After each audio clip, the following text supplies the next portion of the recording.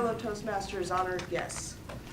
Chet, today you spoke for us with the, I believe it was S equals T times E. Especially when we have someone who is as accomplished and talented of a speaker as Chet is, it is especially important to find room for growth. It requires us to scrupulously find room for improvement. That being said, do not hold it against me for being a little picky. I felt that you started your speech a little soon. Some of us were still kind of clapping, welcoming you to the stage. Take a moment when you get here, take a breath, acclimate to the stage. This may have had an effect on your pace. I noticed that you spoke a little faster today than you usually do. Chet, you have always been a great storyteller. You have an ability to tell us a story as if you've told it 100 times. You always sound prepared, even when it comes to table topics. One thing to take into mind, though, is the form of the story. Today, I felt your story was a little relaxed for the audience.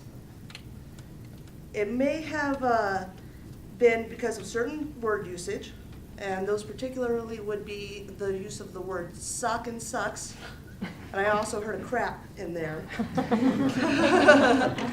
which with our normal meetings would be completely fine, but this one's a little more formal, so it might have been a time to bring that informality back a little bit. I noticed today that as I was speaking about your pace, you also could have left some time in your pacing for more pausing. Some of our laughs were caught a little short. I'd say you were probably on point about 60% of the time with the pausing, so not bad. Could have left a little more time for us to laugh at how hilarious your points were.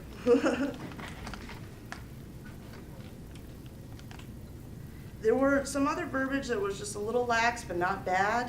One time you were talking about your son, you said, "I tell you, I think."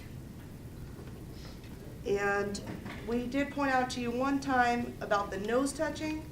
It's small, but you're so good, we've got to point out the small things. Again, Chet, I really appreciate you giving us the speech today, and I really loved the tagline and what you kind of taught us today with the success equals time multiplied by effort. Because that's very true, and I think that's a good example for us to all take. Sometimes we do feel that we're putting in all the work, so we should get the results. But it does take time for that effort to equal success. Thank you, Chet.